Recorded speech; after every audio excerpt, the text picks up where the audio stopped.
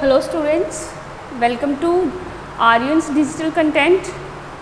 So today we are going to understand chapter 6 of class 3rd naming division. Okay, तो division सीखने के लिए हमें सबसे पहले पता होना चाहिए कि डिवीज़न होता क्या है. So first of all, important topics of this chapter are topic 1 division terms and facts. Division as repeated subtraction, multiplication and division, how they are related to each other, story sums based on division. So सबसे पहले हम क्या पढ़ते हैं, division term and facts. तो division, सबसे पहले division आपका होता क्या है आपको ये पता होना चाहिए. डिवीज़न होता है आपका डिवाइडिंग या making groups of a quantity into equal groups. ठीक है, यानी कि आपके पास मान लीजिए 8 आइटम्स हैं किसी भी चीज़ के, या आप लगा लीजिए कि आपके पास 8 स्टार्स हैं. ऑलराइट, और आपको कहा जाए कि आपको इक्वल नंबर ऑफ स्टार्स के 2 ग्रुप्स बनाने हैं, तो आप क्या करेंगे, 2 ग्रुप्स बनाने हैं तो आपको सिंपली पता लग जाएगा कि हम 4 स्टार्स का एक ग्रुप बना सकते हैं और 4 स्टार्स का एक दूसरा ग्रुप बना सकते हैं. तो डिवीज़न क्या होता है कि आप किसी भी क्वांटिटी या आइटम्स का इक्वल पोर्शन रखते हुए उनकी ग्रुपिंग करते हैं. This is called your division. अब डिवीज़न में जो इम्पॉर्टेंट टर्म्स होती हैं वो क्या क्या होती हैं. एक होता है आपका डिविडेंड, डिवीज़र एंड कोशेंट, और इसके बाद होता है आपका रिमाइंडर. ओके, तो सबसे पहले डिविडेंड क्या होता है. डिविडेंड आपका वो नंबर होता है या वो क्वांटिटी होती है जिसे आपको इक्वल पोर्शंस में डिवाइड करना है. ठीक है, डिवीज़र क्या होता है आपका, डिवीज़र आपका वो टर्म होती है या वो नंबर होता है जिससे आप डिविडेंड को डिवाइड करते हो. और कोशेंट क्या होता है, डिवीज़न का प्रोसेस कंप्लीट करने के बाद, यानी कि डिविडेंड को डिवीज़र से डिवाइड करने के बाद जो हमें रिजल्ट मिलता है, जो आंसर मिलता है, उसे हम कोशेंट कहते हैं. और डिवीज़न का साइन क्या होता है, ये. ओके, डिवीज़न का साइन होता है ये. ओके, तो आप लोगों ने समझ लिया डिविडेंड क्या होता है, डिवीज़र क्या होता है एंड कोशेंट क्या होता है, डिवीज़न हमारी क्या होती है. तो अब सबसे पहले हम क्या करते हैं, एक्सरसाइज 6.1 जो है आपकी, ठीक है, उसके कुछ सम्स कर लेते हैं. जैसे कि आपका गिवन है, आपको क्या करना है, write down which is divisor, dividend and quotient. यानी कि आपको ए पार्ट में क्या दिया हुआ है, 10 डिवाइड 2 इक्वल टू 5. आपको ये बताना है इनमें से डिविडेंड कौन है, डिवीज़र कौन है और कोशेंट कौन सा नंबर है. तो देखिए, मैंने आपको बताया था जो नंबर आपका पहले लिखा होगा या जो नंबर आपका ग्रेटर होगा वो आपका डिविडेंड होगा.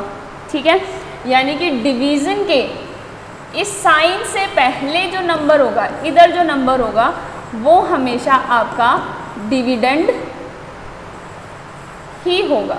और ये वाला जो नंबर, डिवीज़न के बाद वाला नंबर आपका क्या होगा, डिवीज़र. और आफ्टर रिजल्ट जो हमें आंसर मिलेगा, this is called your quotient. Okay, तो आपको बस यही बताना है. अब बी पार्ट में देखिए, 15 is your divisor, sorry dividend, 5 is your divisor and 3 is your quotient. उसके बाद क्वेश्चन 2 है. क्वेश्चन 2 में आपको कहा गया है फाइंड द कोशेंट, यानी कि आपको क्या करना है, 4 डिवाइड बाई 2 आपको क्या आंसर देगा या आपका कोशेंट क्या आएगा. तो अब इसके लिए हम क्या करते हैं, 4 को 2 से डिवाइड करते हैं। तो यानी कि हमें क्या करना है कि हमें पहले क्या पता होनी चाहिए, 2 की टेबल,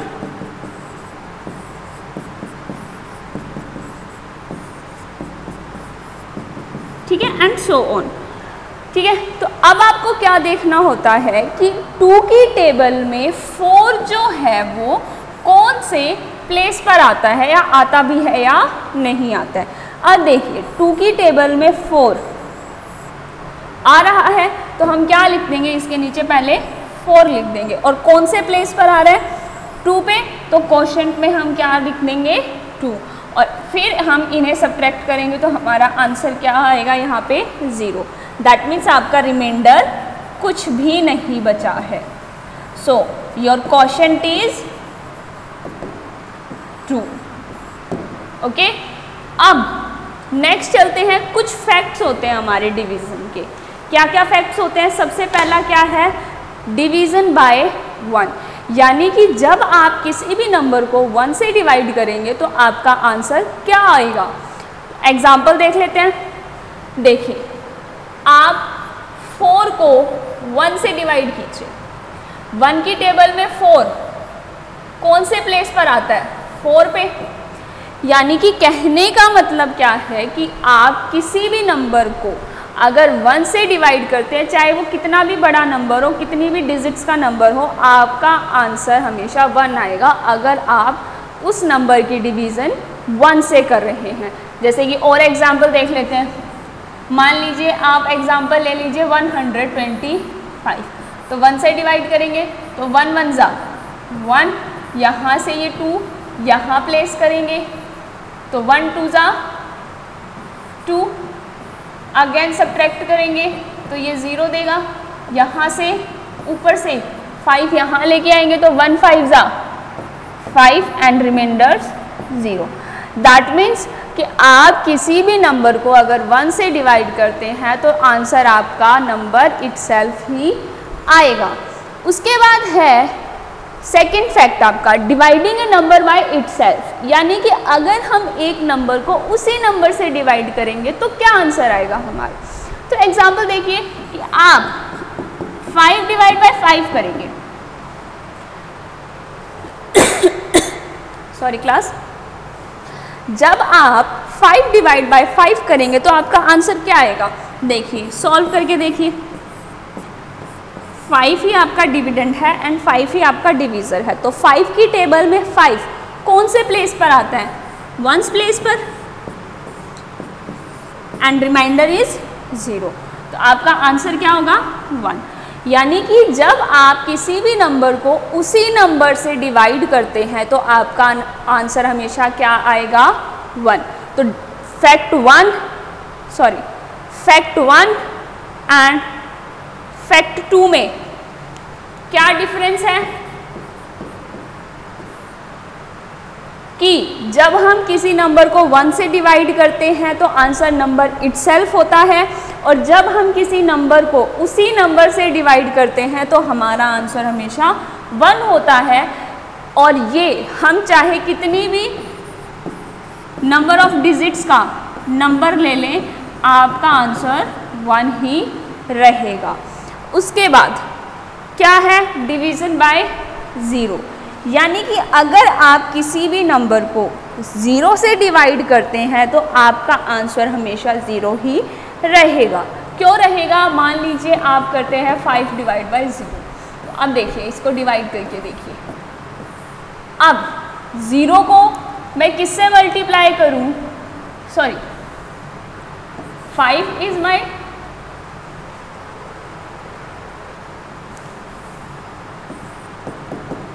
0 डिवाइड बाय 5, यानी कि 0 मेरा डिविडेंड है एंड 5 मेरा डिवीज़र है।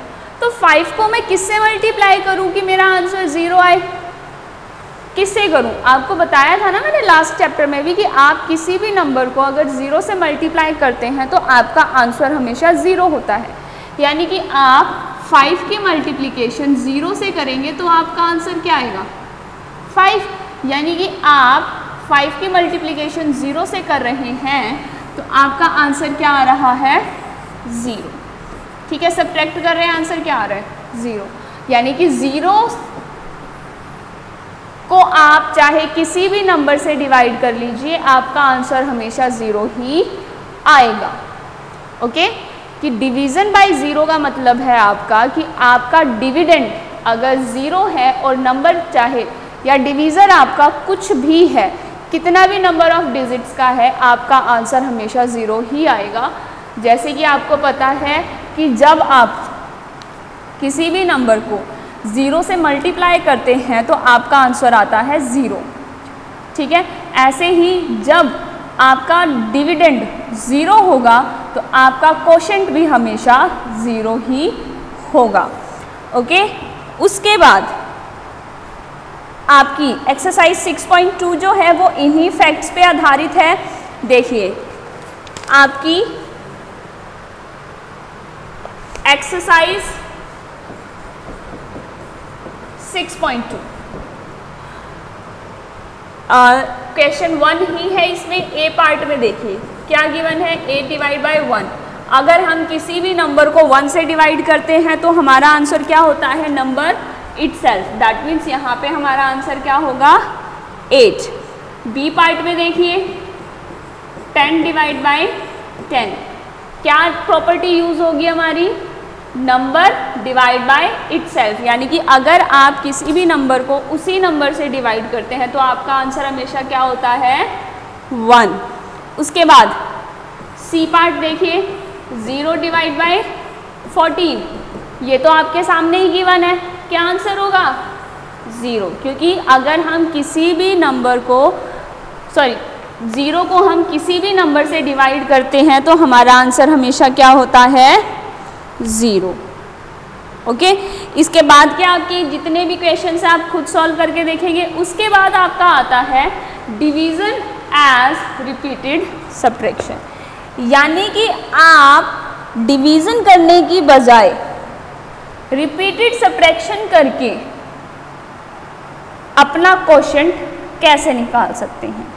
तो इसके लिए आपका एग्जाम्पल है पेज नंबर 101 पे कि रोहन के पास 12 चॉकलेट्स हैं। क्या गिवन है, Rohan was given 12 chocolates. He take 2 chocolates to school every day. For how many days can Rohan take chocolates to school. तो एक तो हम क्या कर सकते हैं, अगर हम सिंपली डिवाइड करें 12 डिवाइड बाई 2 कितना होगा 6। क्यों, क्योंकि 2 की टेबल में 12 6th प्लेस पर आता है। लेकिन हमें सीखना क्या है, डिवीज़न बाय रिपीटेड सब्ट्रैक्शन। अब हम चेक करेंगे कि हमने ये जो डिवीज़न की है ये सही की है या नहीं की है। तो इसके लिए हम क्या करेंगे, फर्स्ट डे लिख लेते हैं पहले, यहाँ पे पहले लिख लेते हैं टोटल नंबर ऑफ चॉकलेट्स।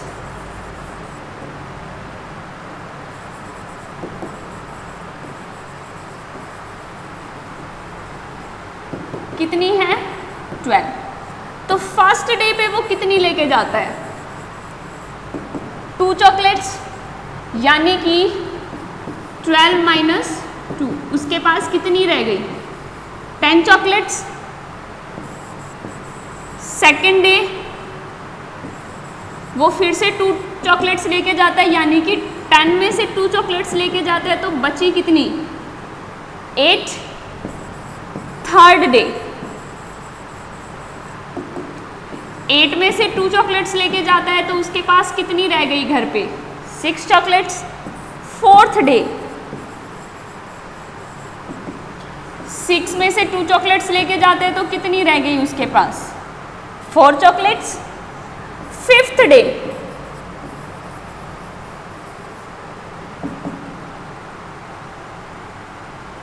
4 में से 2 चॉकलेट्स लेके जाता है, तो कितनी बची उसके पास 2। और सिक्स्थ डे पे जो 2 बची हुई थी उसमें से भी वो 2 ले जाता है, तो उसके पास कितनी रह गई घर पे, कुछ भी नहीं।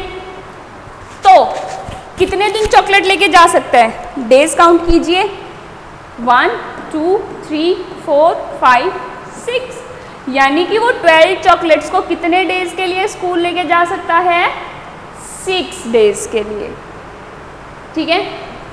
6th डे पे उसकी चॉकलेट ख़त्म हो जाएंगी ना, तो वो कितने डेज़ के लिए चॉकलेट्स लेके जा सकता है?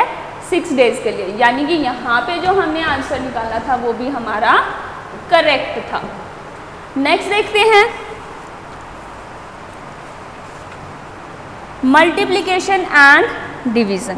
अब आपको ये बताना है कि मल्टीप्लिकेशन एंड डिवीज़न जो है वो एक दूसरे से कैसे रिलेटेड है। तो देखिए, जैसे कि मैंने आपको पहले बताया था, एक एग्जांपल दिया था स्टार्टिंग में कि मेरे पास 8 स्टार्स हैं, 5, 6, 7, 8। ऑलराइट, तो अब अगर मुझे 2 ग्रुप्स बनाने हैं, मैं आपको कहूँ कि सिर्फ 2 ग्रुप्स बनाने हैं आपको, तो आप एक ग्रुप में कितने नंबर ऑफ स्टार्स रखेंगे? 4 राइट, 4 रखेंगे। लेकिन ये आप इसको डिवीज़न के मेथड से कैसे समझेंगे? देखिए, आप क्या करेंगे, आपके नंबर ऑफ टोटल स्टार्स कितना है? 8। आपको ग्रुप्स कितने बनाने हैं? 2। दैट मीन्स आप 8 को डिवाइड करते हैं 2 से, तो आपके ग्रुप कितने स्टार्स का बनेगा? 4 स्टार्स का। अब मैं कहूँ आपको कि आपको इन्हीं स्टार्स से 2 स्टार्स के ग्रुप में ग्रुप्स बनाने हैं, तो आपके टोटल नंबर ऑफ ग्रुप्स कितने बनेंगे? अगेन आप क्या करेंगे, आपको total number of stars given है 8, आपको कितने कितने स्टार्स से ग्रुप बनाना है? 2 स्टार से।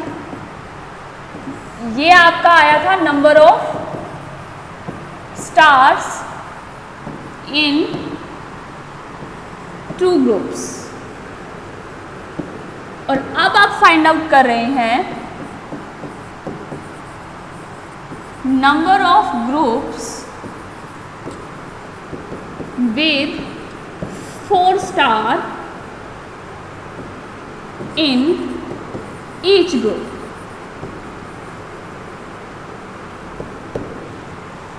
तो आप क्या कर रहे हैं? आंसर क्या आएगा आपका? 4।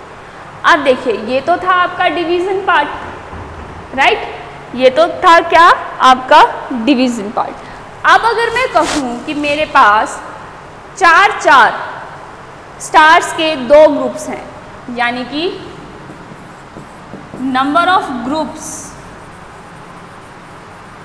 मेरे पास 2 हैं and number of stars in each group मेरे पास 4 हैं, तो मुझे बताना है टोटल नंबर ऑफ स्टार्स। इसके लिए मैं क्या करूँगी? 2 × 4 = 8। आ गया ना मेरा टोटल नंबर ऑफ स्टार्स। मैंने क्या किया? नंबर ऑफ ग्रुप्स कितने थे? 2। Number of stars in each group कितने हैं? 4। तो टोटल नंबर ऑफ स्टार्स कितने हो जाएंगे मेरे? 8। ओके। एक और तरीका बताती हूँ आपको कि हम मल्टीप्लिकेशन और डिवीज़न को किस तरीके से इंटर रिलेट कर सकते हैं। देखिए, आपने पढ़ा था डिविडेंड जो होता है वो क्या होता है? Divisor multiply quotient. ठीक है, मतलब अगर आपका डिविडेंड 18 है और डिवीज़र आपका 6 है, तो आपका कोशेंट 3 ही आएगा। ओके, कि जब आप डिवीज़र और कोशेंट को मल्टीप्लाई करेंगे तो आपका आंसर डिविडेंड ही आएगा। ठीक है, या आप इसको कैसे देखिए, जो हम शुरू से ही लिखते आ रहे हैं, dividend is equal to dividend divide by divisor is equal to quotient.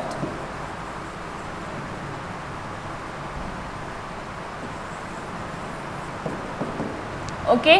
और आप तीसरा क्या कह सकते हैं, dividend divide by quotient gives you division. कैसे, मान लीजिए, अब इसी एग्जाम्पल से चलते हैं। आपका डिविडेंड क्या है 18, आपका डिवीजर क्या है 6, तो आपका क्वोशिएंट क्या होगा 3। क्यों? क्योंकि 6 की टेबल में 18 थर्ड प्लेस पर आता है। इसी तरीके से आपका डिविडेंड क्या है 18, क्वोशिएंट आपने निकाल लिया है 3। अब देखिए, अब आपको क्या देखना है, 3 की टेबल में 18 कौन से प्लेस पर आता है। 3 की टेबल रिवाइज कीजिए, कौन से प्लेस पर आता है 6th पर, राइट। तो देखिए, अब आप इंटर रिलेट करके देखिए कि आपका डिविडेंड, डिवीजर और क्वोशिएंट किस तरीके से मल्टीप्लाई एंड डिवीजन के सभी फैक्ट्स को कैसे जस्टिफाई करता है। ओके, उसके बाद आपका एक एक्सरसाइज गिवन है 6.5, जिसमें आपको 1 to 9 तक सभी टेबल्स, जंबल टेबल्स लर्न होनी चाहिए। उसके बाद ही आप एक्सरसाइज 6.5 जल्दी से सॉल्व कर पाएंगे, ठीक है। This is on your page number 103। उसके बाद आते हैं आपके स्टोरी सम्स। स्टोरी सम्स आपका देखिए एक्सरसाइज 6.6,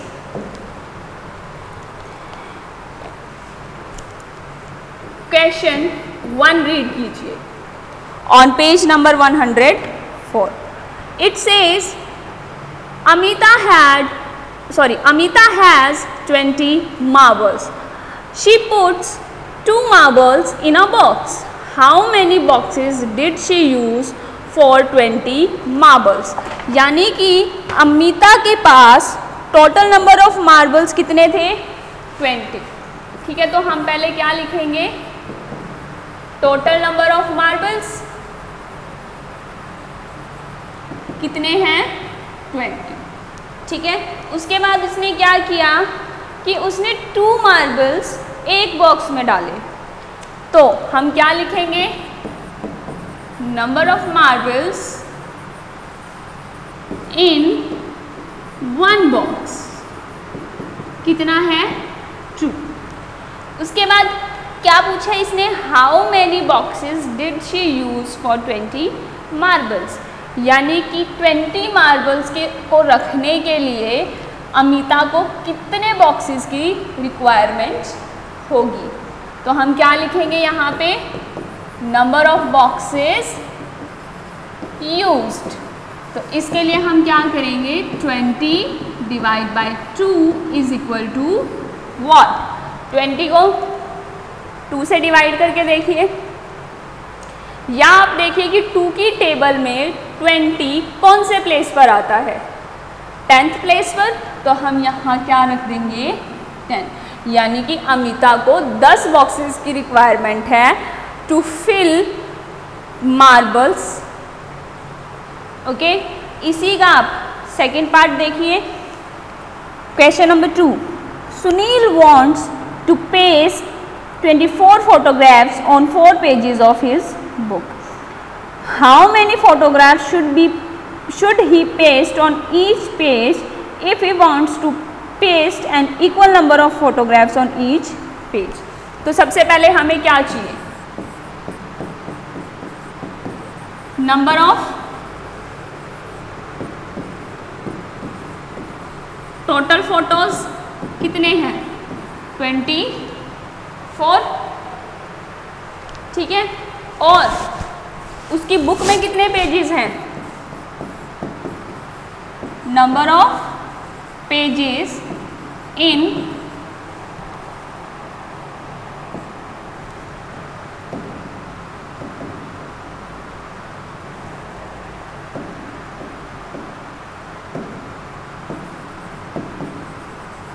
हिज बुक कितने हैं 4, राइट। और वो चाहता है कि उसकी हर एक पेज पे सेम नंबर ऑफ पेजेस हो, सॉरी उसके हर एक पेज पर सेम नंबर ऑफ फोटोग्राफ्स हो। तो वो कितने ग्रुप्स में, कितने नंबर ऑफ फोटोग्राफ्स के ग्रुप में फ़ोटोज़ को डिवाइड करें। तो हम यहाँ पे क्या लिखेंगे, number of photos on each page. तो इसके लिए हम क्या करेंगे,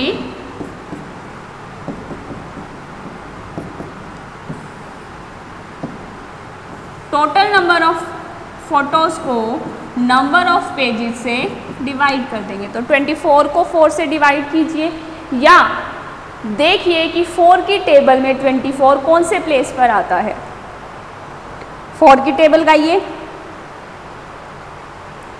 कीजिए तो क्या आएगा, 4 6 24। So this is it for your chapter 6। So you have to solve each and every question of each exercise in your notebook. Practice hard. Thank you for the class.